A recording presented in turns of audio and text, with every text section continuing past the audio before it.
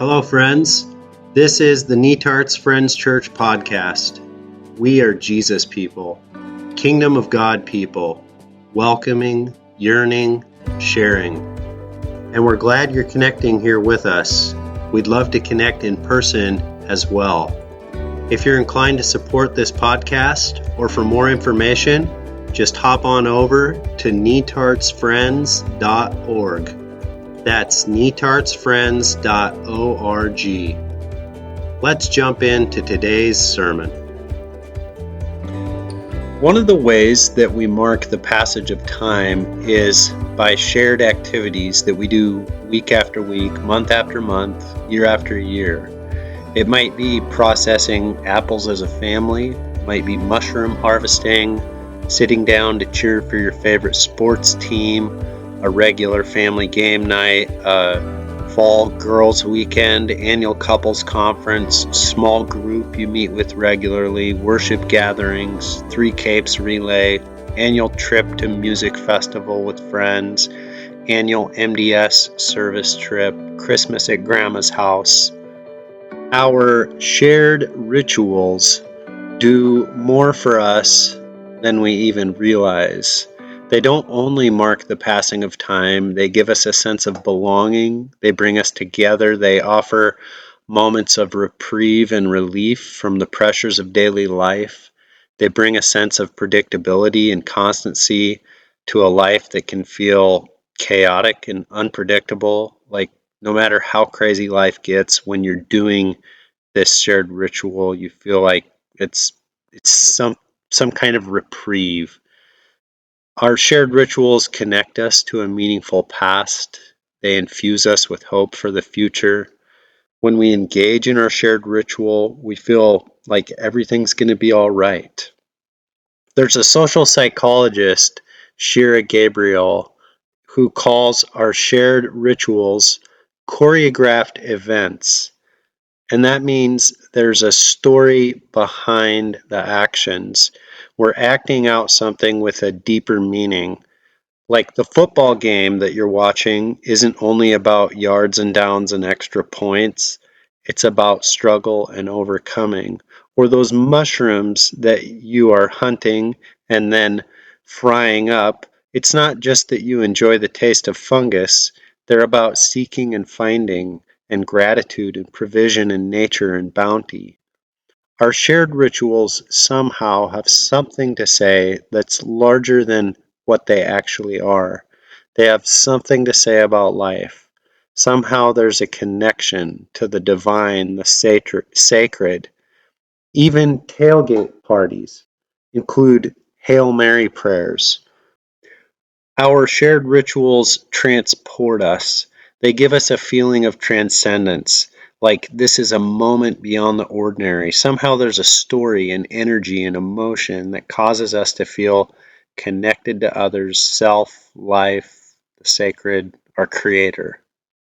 So, a reflection or discussion question. We chatted about this together on Sunday. Name some of the shared rituals that are a part of your life and look at which of the boxes they check.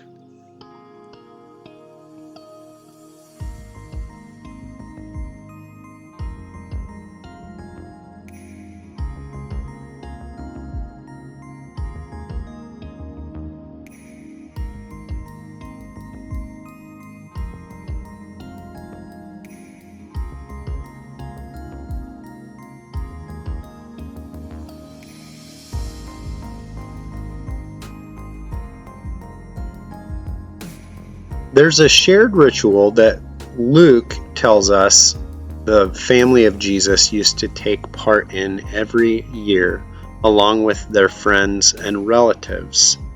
This is in the Gospel of Luke, chapter 2, verse 39. It was a shared ritual of making a pilgrimage to Jerusalem in late March or early April for the festival of Passover. Luke calls it their custom. Now, travel was dangerous in those days, and the journey from Nazareth to Jerusalem took 3 to 5 days of walking. People made this annual spiritual pilgrimage in caravans of up to 100 people. The traveling was part of the whole event with friends and family and relatives. It was the biggest event of the entire year. During Passover, Jerusalem turned into a zoo. It wasn't uncommon for the population to triple from 50,000 to 180,000. It became unbelievably loud and noisy and busy with people and animals all planning on making sacrifices at the temple. This shared ritual was a reenactment of liberation. It was the choreographed event, a reenactment of the story of God liberating the people of Israel from slavery, saving them from the world's most powerful ruler at that time, Pharaoh. And so every year, Mary and Joseph made the journey back and forth with the caravan to Jerusalem. Every year, little boy Jesus tagged along, playing with his cousins and friends. And the drill was, we temporarily leave our Roman oppression to enact God's liberation. We reenact the liberation from Egypt, secretly wishing that we could experience liberation from Rome. And we go back home to our oppression. Now, one year, it all happened differently. The time of celebrating God's liberation had come to a close. It was time to travel back to Nazareth, back to real life. The caravan of friends and relatives loaded up and headed out, and Mary and Joseph both assumed that Jesus was traveling with the caravan. He's probably down the road with the cousins or up the road with his friends.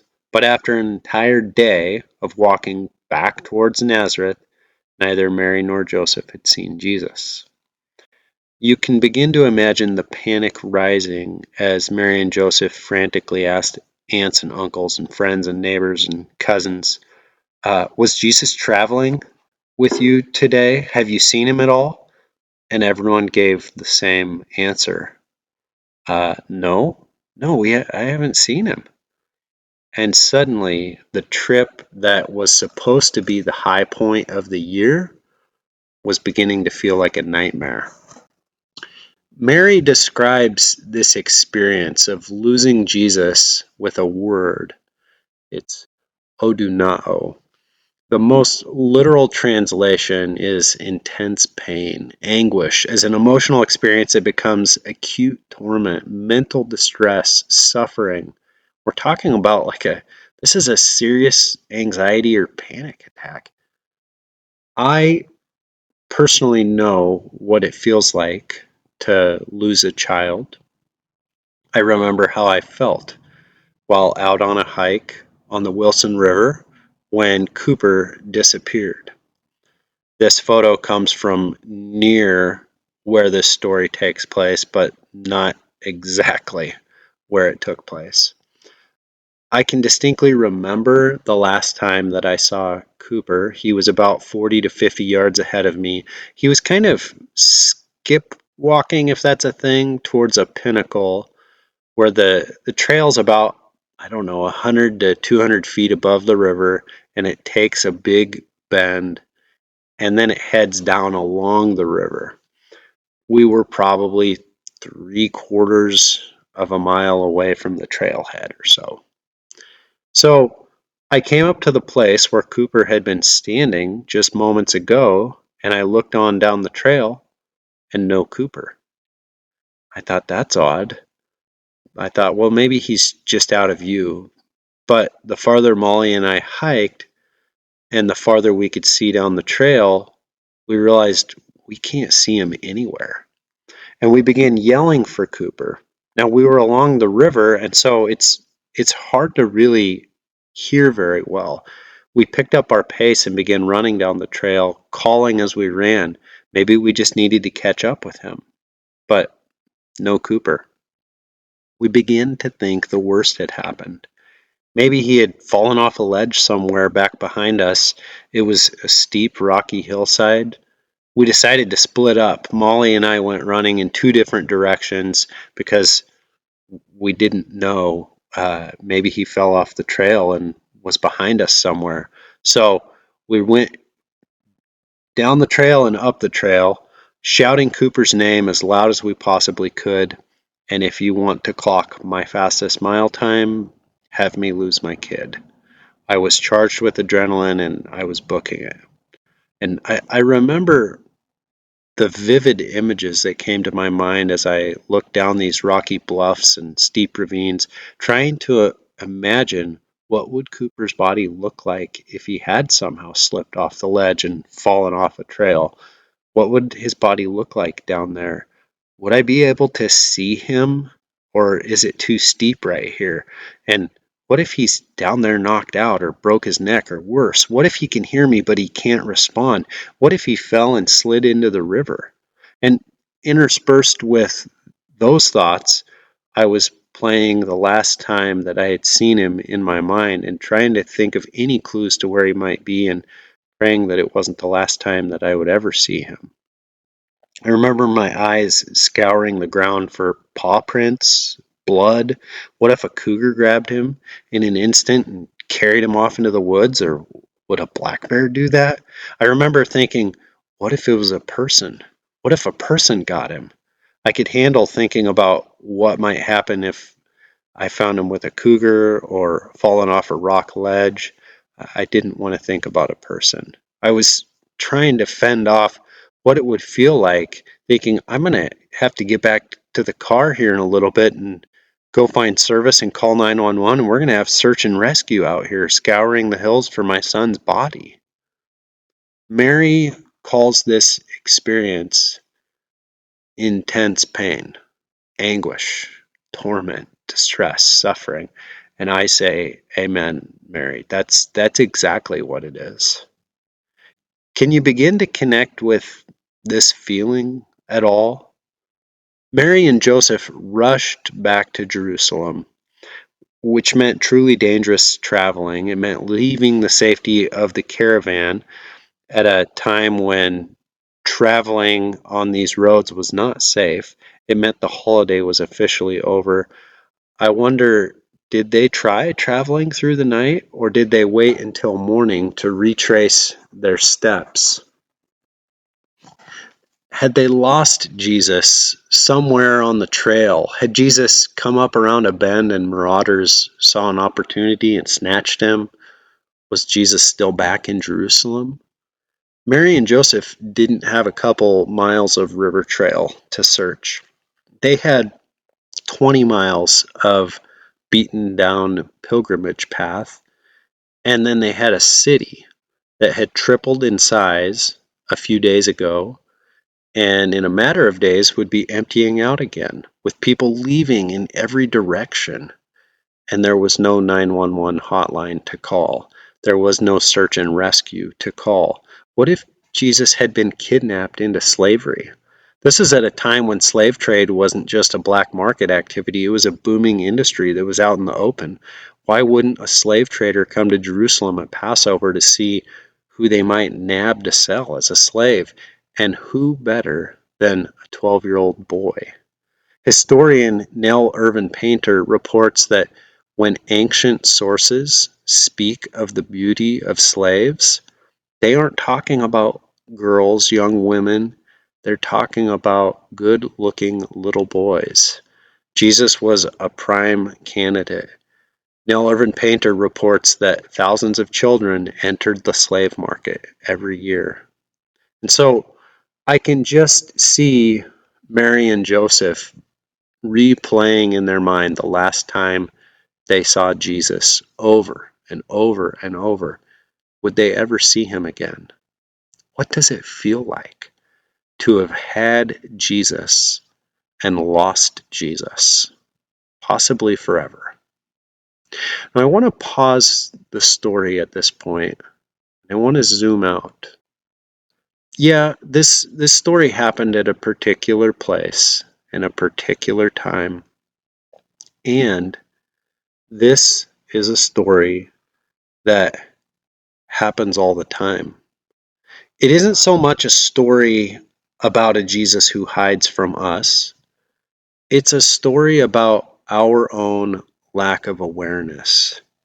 It's a story about the difference between the idea of God that we have in our mind and the living God. Mary and Joseph aren't the only ones who assumed that Jesus was with them and ended up taking Jesus for granted. We too walk miles down the road of life that we've walked 100 times before, assuming that Jesus is in lockstep with us, because why wouldn't he be? We too assume that we have Jesus figured out. We too have caravans and groups and movements that we travel with. We too have shared rituals, events that we look forward to because we want to feel like everything's going to be okay. And we want that feeling of transcendence and hope and connection. We too have experiences of realizing we've lost Jesus. We're trying to do life as usual. We're trying to do the customs and the routines and the rituals, but the experience is somehow different. We've started down the same old path, but Jesus hasn't started down that path with us. And we too come to a dawning realization. The energy just isn't there. Something isn't quite the same as it used to be. Something is off.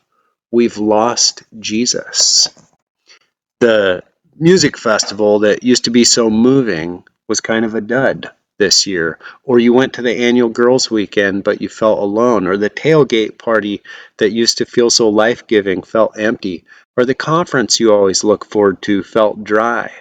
We too experience distress, disorientation, intense pain, mental anguish, and we too have to figure out, what does it mean to leave the caravan and go travel on the open road and go seek Jesus?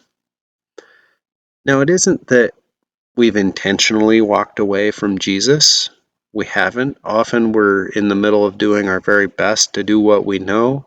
And it isn't that Jesus is being cruel or disrespectful or playing a prank on us. Rather, it's a story of our awareness of Jesus. It's a story of how we walk down familiar paths, assuming that Jesus is in lockstep with us. And Luke uses phrases such as, they were unaware. Joseph and Mary were not aware. They assumed Jesus was elsewhere in the caravan. Other translations say they presumed or they supposed. It can be downright scary and disorienting to realize that what we had assumed and presumed simply is not the case. Theologian Craig Barnes says this. He says, the deep fear behind every loss is that we have been abandoned by the God who should have saved us. The transforming moment in Christian conversion comes when we realize that even God has left us. We then discover it was not God, but our image of God that abandoned us. This frees us to discover more of the mystery of God than we knew. Only then is change possible. When Mary and Joseph finally caught a glimpse of Jesus, we're told he was seated in the middle of the teachers, listening to them, asking them questions.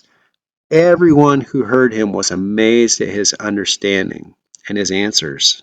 They found him in the temple. Now, in the first century world of the temple, teachers and theological experts, these kinds of folks, the teacher always sat in the middle. Instead of wrapping up this celebration of the liberating God and traveling home with his parents back to the same old oppression, Jesus had stayed in Jerusalem to talk with the teachers, the leaders, anyone who wanted to listen about this liberating God. And somehow, what this 12-year-old boy had to say about this liberating God was so poignant, so captivating and thoughtful and deep and life-giving that the people and the teachers alike wanted to drink it in. They all took the posture of students.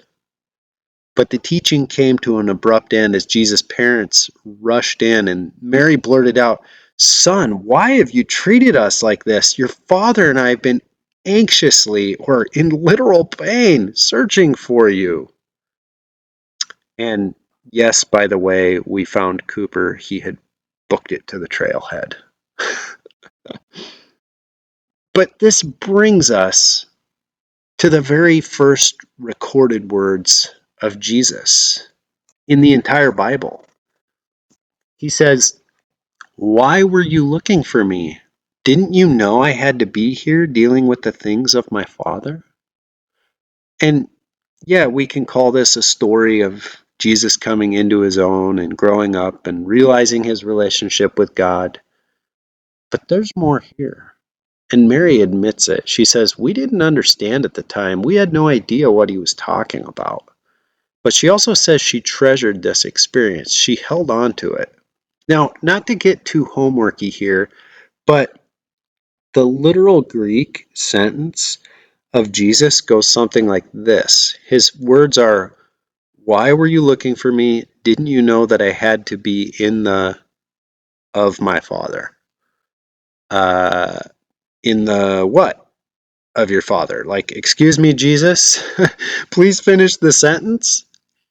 It's in the of my Father. That's the sentence. Biblical translators fill in the blank when they translate to English with, they add the word house or affairs or interests or business or the people of my Father. They add all of these kinds of words, but Jesus just leaves it blank. Didn't you know I had to be in the of my Father? And I get such a kick out of that because it actually captures the point Jesus is making. Because it's larger than, oh, this place or this project or these people. The very first recorded words of Jesus are, in essence, "You know how to find me." That's the message that I hear underneath Jesus' words. Now let that sink in for just a moment. Let that sink in to your seeking, your disorientation, your panic, your pain, your myriad of questions, your self-doubt. Jesus says to you, "You know how to find me." Jesus says, when you're walking away, assuming that I'm following right along, and then when you feel like you've lost me, you know how to find me. Brian Zond describes this pattern like this. It's, we have Jesus, we lose Jesus. We seek Jesus, we find Jesus. We rethink Jesus, we grow. Quaker mystic Thomas Kelly says it this way. He says, "Deep within us all, there's an amazing inner sanctuary of the soul, a holy place, a divine center, a speaking voice to which we may continuously return. Eternity is at our hearts, pressing upon our time-torn lives, warming us with intimations of an astounding destiny, calling us home unto itself." Elizabeth Barrett Browning says, "Earth is crammed with heaven, and every common bush afire with God, but only he who sees takes off his shoes. The rest sit round it and pluck blackberries and daub their natural faces, unaware." Jesus, the 12-year-old, says, "You know how to find me." And Jesus, the 33-year-old, says, "Ask and it will be given to you. Seek and you will find. Knock and it will be opened to you. For everyone who asks receives, and the one who seeks finds, and to the one who knocks it will be opened." I want to close by walking you through a simple exercise that has helped me to find Jesus in the midst of my own overwhelm over and over. I want to invite you to scroll back in your own memory of a recent experience of overwhelm, struggle, stress, anguish. Maybe it was at work, with your spouse, family, community, maybe within yourself. Go back and replay that experience, replay that memory in your mind. And as you replay that, say to Jesus, show me, Jesus, where you were in this experience. What were you saying? What were you doing? And then sit and just wait. Wait in the darkness. Don't try to concoct an answer. Just sit and wait and see how Jesus shows up. Jesus says, you know how to find me.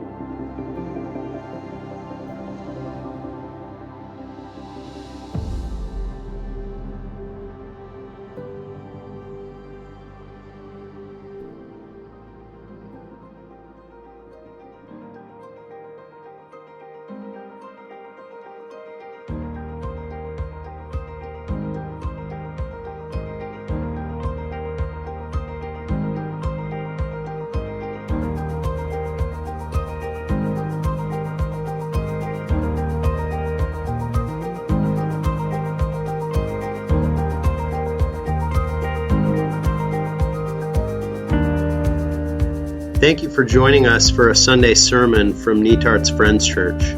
We hope you'll join us soon for one of our in-person worship gatherings. For more information, hop on over to netartsfriends.org. God's peace be with you, friends.